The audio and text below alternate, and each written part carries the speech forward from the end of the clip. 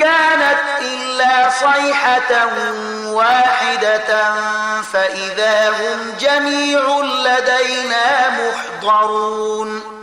صرف یو قوي آواز به وي او ټول به زمونږ په وړاندې حاضر کړای شي.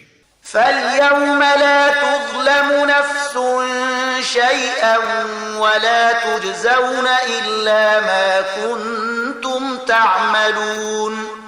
نن به پر هیڅ چا د یو بڅري په اندازه ظلم نشي او تاسو ته به هغه څه بدله درکړای شي لکه څنګه چې تاسو عمل کوئ.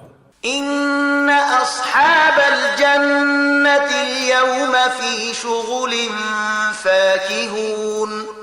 نن جنتیان په خوندونو اخیستلو کې بوختي.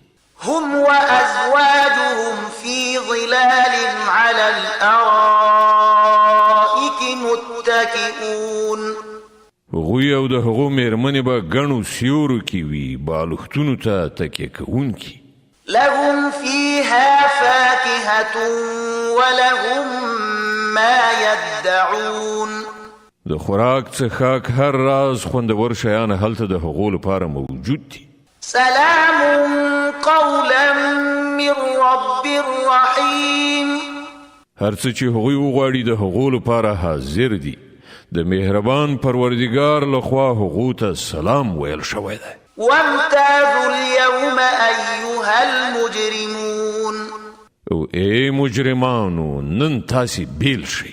ألم أعهد إليكم يا بني آدم ألا تعبدوا الشيطان إنه لكم عدو مبين وأن اعبدوني هذا صراط مستقيم. ای د آدم اولادونو آیا ما تاسې ته هدایت نه کړی چې د شیطان بندگی مه کوئ هغه ستاسې ښکاره دښمن دی او یوازې زما بندگی وکړئ دغه سمه لاره ده. ولقد أضل منكم جبلا كثيرا أفلم تكونوا تعقلون. خو سره له دې شیطان له تاسې نه یوه لویه ډله ګمراه کړه آیا تاسې نه پوهېدلی؟ هذه جهنم التي كنتم توعدون. دا هماغه دوزخ دی چې له هغه نه تاسې ویرول کېدلی. اصلوها اليوم بما كنتم تكفرون. کوم کفر چې تاسې په دنیا کې کاوه د هغه په بدله کې اوس د ده د سون مواد شي. اليوم نختم على أفواههم وتكلمنا أيديهم وتشهد أرجلهم بما كانوا يكسبون.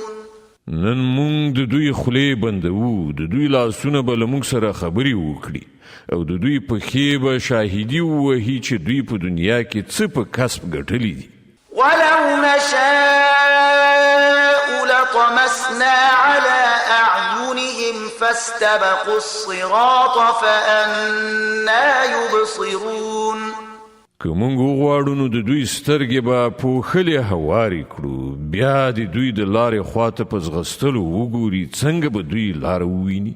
ولو نشاء لمسخناهم على مكانتهم فما استطاعوا مضيا ولا يرجعون. که مونږ وغواړو نو مونږ به دوی پر همدې خپل ځای په داسې شان مسخه کړي پرېږدو چې دوی نه وړاندې د تلو وسو لري او نه د بیرته ستنېدلو. ومن نعمره ننكسه في الخلق أفلا يعقلون. چاته چې مونږ اوږد عمر ورکوو د هغه ساخت مونږ سرچپه کوو د دغو حالاتو په لیدلو سره دوی نه پوهیږي. وما علمناه الشعر وما ينبغي له إن هو إلا ذكر وقرآن مبين لينذر من كان حيا ويحق القول على الكافرين. مونږ دغه پیغمبر ته شعر نه دی ورزده کړی او نه شاعري له ده سره ښاییږي. دا خو یو نصیحت دی او روښانه لوستل کېدونکی کتاب تر څو چې هر هغه څوک وډار کړي چې ژوندي وي او پر انکار کوونکو باندې د عذاب خبره ثابته شي. أولم يروا أنا خلقنا لهم مما عملت أيدينا أنعاما فهم لها مالكون